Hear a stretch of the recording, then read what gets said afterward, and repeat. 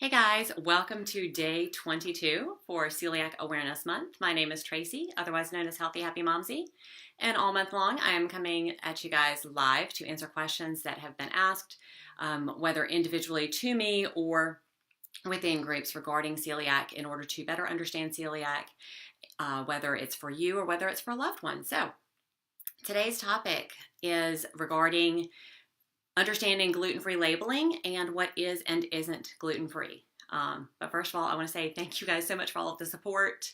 I just tell you, we wrapped up the news recording segment this morning. I appreciate all the messages, all the support, and the encouragement for that. I'm sure that I could totally Monday morning quarterback it and go back and say, oh my gosh, I wish I had said this or that. But that's just, I think we all do that. So I felt like it went pretty well. I'm excited to be able to share that with you as soon as I know when it's going to air. And hopefully that helps to get the message out there to help others. So, like I said, today's topic is understanding gluten-free labeling and what does it mean. So one of the things that I've experienced in like going out to eat and in different places would be, requesting something, do you have a gluten-free menu? And then there are times that they'll respond to me with, well, we have vegetarian. Well, meat and wheat or meat and gluten, totally two different things. Maybe I'd have to ask about the topping, but vegetarian is not the same thing as gluten-free. So that's one of those things that people think, well, if they have a lot of experience, that they're really confused as to how that came up. I've also had scenarios where people will say, well, is a banana gluten-free? And so just let's first start with what gluten is. Gluten is the main protein in wheat, rye, and barley. Okay, so in order to be labeled gluten-free, what happened is in 2014, there was legislation that was finally passed that set a specific limit in the U.S. for what the requirement is for food either manufactured in the U.S. Or even food that is imported into the U.S. Now, this only has to deal with food that comes through the FDA. It does not include, which I thought this was interesting because I didn't realize this until I read it, things that are regulated by the Department of Alcohol, Tobacco, and Firearms. So alcohol beverages are not required to have labeling for whether it's gluten-free or not. Many choose to include it. But so what does that limit mean? And so gluten-free, in order to make the claim for gluten-free, what that means is that it has less than 20 parts per molecule of gluten. So it still has gluten in it. And what that means is that if you're somebody that tends to enjoy a lot of these pre-made gluten-free foods, then you really need to actually watch the quantity and the serving size, and how many of that or how much of that you're actually consuming. Because the reason they set less than 20 parts per molecule instead of a zero tolerance is actually, because I had wondered this, so glad that I did some research for you guys.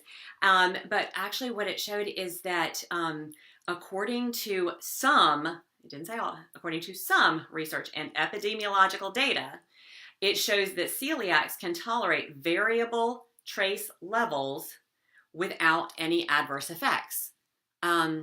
Okay, that's kind of alarming because that's like, hey, you can have some and you're still going to be fine.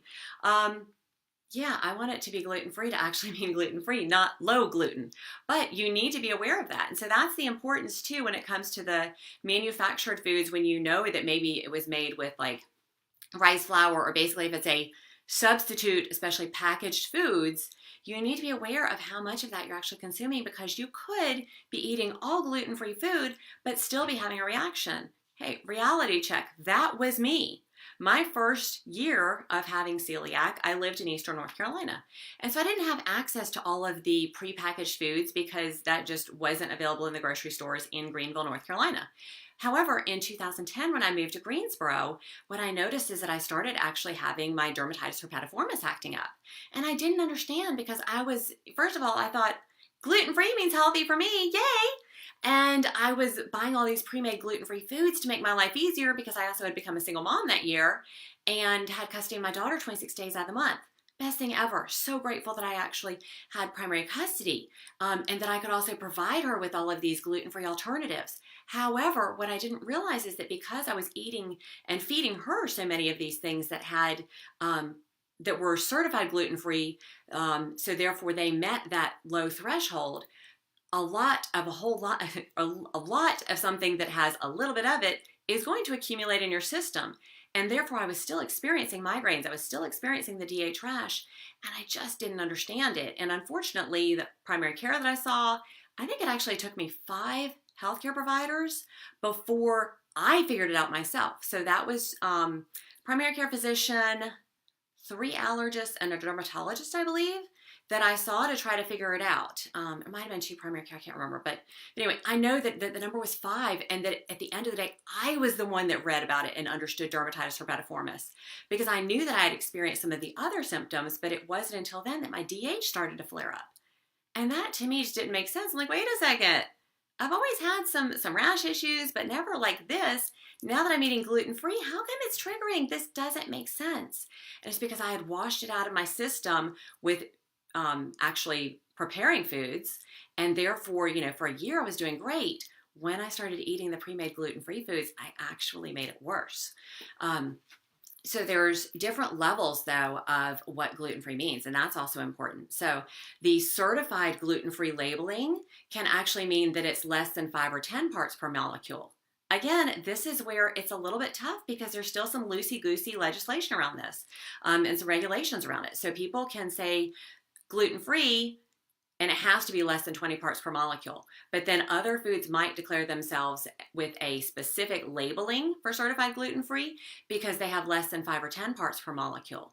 So it's great that we have these options for foods that are gluten-free, that are certified gluten-free, but it is important to think about not just the alternative to the same processed food, but also how can you make that food from scratch without using foods that have gluten cross-contamination issues or that won't actually trigger that. So you also have to know the controversial foods. Okay, that's for anybody who's new. Like I said, there are some wonderful Facebook groups, there's some blogs, and one of the hot topics that you've got to be aware of, because when people first get diagnosed and they think, especially if they eat cereal, they're thinking, oh, Cheerios, it says gluten-free. And there's, to try to not get into the huge debate about this, but you do need to be aware of this. So although it says that, and although they contain oats, there have been a lot of questionable practices regarding several of the cereals. So like Cheerios, I think Lucky Charms, Fruity Pebbles, cereals like that will carry the gluten-free label, or that they carry labels that have to do with supporting the Celiac Foundation, or Celiac, I think it's the Celiac Foundation, sorry. The problem is that this is where people get frustrated with money that gets paid to different sources, and so they're not safe. That's the end of the day. Those foods are not safe. They are mechanically sorted oats, and there's not, I don't know how they actually managed to get the labeling for gluten-free, because there's such variances in the levels of gluten when they have been tested by third-party credible manufacturers that it really and truly should not be carrying that gluten-free label. So there are some other cereal brands out there that are straight up gluten-free. They're not made in the on the same lines or in the factories that would cause the cross-contamination. And so I would look for those if cereal is something that you absolutely have to have in your life. Again, there's actually super easy recipes for making your own cereal. And in general, as a health and wellness coach, I'm going to tell you that you're better off starting your day off with something like fats and proteins versus a bunch of carbohydrates that are going to have you, they'll give you that spike, but then you're going to crash and burn in a little while. And so it's really not all that helpful. And as people do bring up, breakfast is the most important meal of the day. So you really and truly want to nourish your body for the best, most optimal production of doing your best and being your best. And so I would try to stay away from cereals anyway. Also, the other thing is that you still have to read labels. Sorry, I need to grab some water here. So even though it might say gluten-free on it, it is crucial that you still read labels, because people and companies make mistakes. And there's so many examples of these. Gluten-Free Watchdog, she's amazing at getting this information out there. She is a subscription service, but I think worth it. And Gluten Dude is also amazing at getting some of the word out there on these types of issues. But there have been so many incidences of people that buy something that might say gluten-free on the front of the label, and then you flip it over, and then you see wheat flour, barley, malt extract, or there's oats, and the oats aren't certified gluten-free. And so people think, oh, I just read the gluten-free label on the front. Okay, guys, you got to go back to the days of like the SnackWells and the fat-free phase. And when we thought that because it was fat-free, we could eat, maybe this was just me, but back in college, oh, I can eat an entire box of SnackWell cookies. Clearly, this was before I knew that I had celiac. And then I would wonder why I was still bloated. And part of it was probably the gluten. The other part, as far as why I would gain weight when I would eat that much stuff, because let's face it, sometimes we make bad choices, is that it might have been fat-free, but the fat was replaced with a whole bunch of sugar and carbohydrates that therefore your body's going to gain weight. So you have to really and truly understand what it is that they're giving up. You need to understand, is it certified gluten-free? And if you have a question, then one of the best things that you can do is to look on one of these Facebook groups.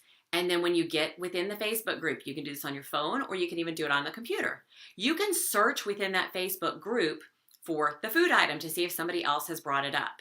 Okay, so if you post it and it's something that's already been asked, you might not get the same response. But what's better to do is to actually go in. So like if you went to my Facebook group, Positive Celiac and Gluten-Free Support, and you wanted to know Cheerios, okay? And so you go to that page, and then on the little search bar, you type the word Cheerios in. It'll search within that group. And so you can see if somebody has already asked that question. And that's, a lot of the time you'll actually see that several people have asked the question about that particular product that you have a question about. That's one of the best things that you can do because that information is out there. Instead of waiting, you're probably wanting an answer right away. It's probably out there. You can Google, you can look. A couple of things that people have used that I need to tell you about that are not very credible. One is the NEMA sensor.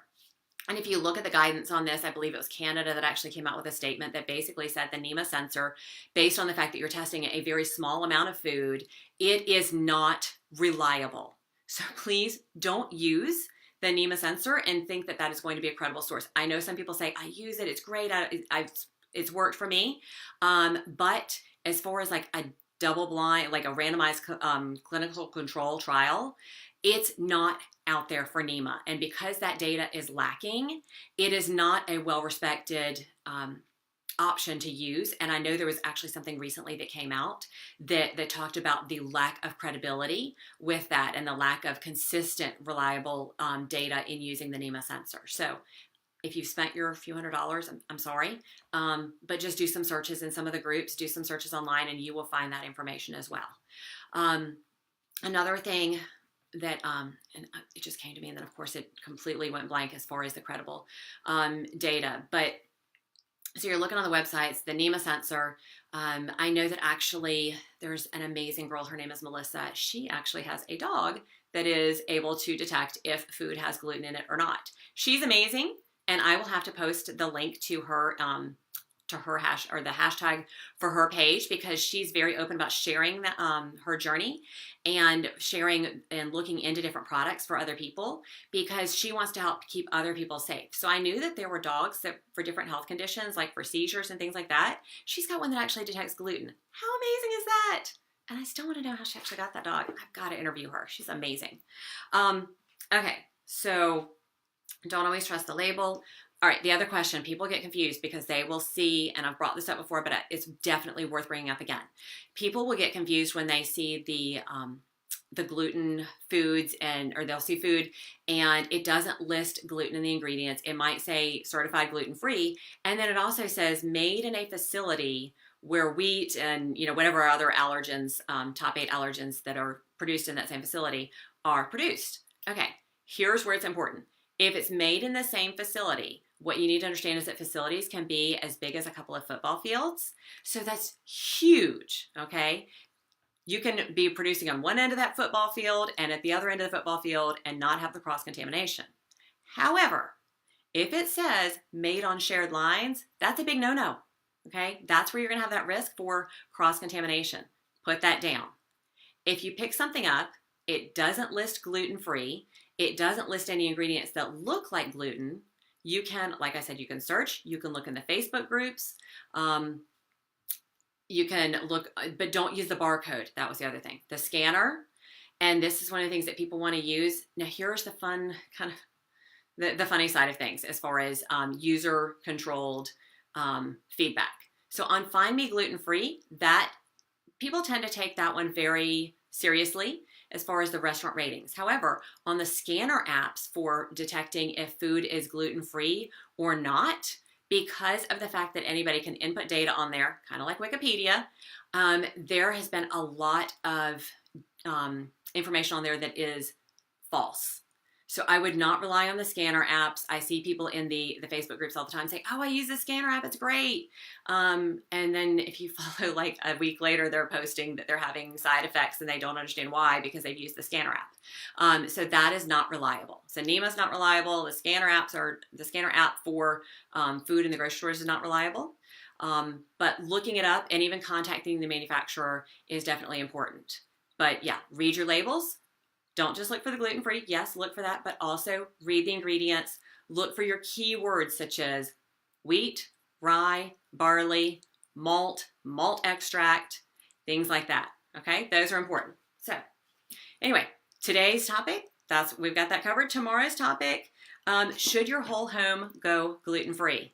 This is a very controversial topic. So I will discuss that one tomorrow and give you guys kind of the pros and cons for the whole home going gluten-free, even if it's, depending on how many people are in the house, have celiac or non-celiac gluten sensitivity. So thank you guys so much for tuning in.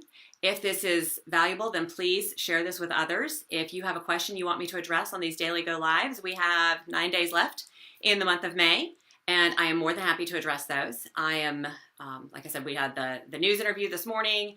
I am wrapping up the blog for the feedback from the Asheville visit, which guys, like, so excited about one of the restaurants especially. That was amazing. And so I will be sharing that soon. You can check out my website, eandmegfree.com, for those updates. If you subscribe, then you'll get the updates when I do the blog updates. And I will post the link for Gluten-Free Watchdog, Gluten Dude, and for Melissa, and I'm so sorry, Melissa, that I'm completely blanking on your last name, but the one that actually has the dog that can sense gluten in foods. So thank you so much for tuning in. If this is helpful, please share it with others. Comment below with how I can provide valuable resources and information for you. I hope that you have an amazing day. Thank you so much for tuning in.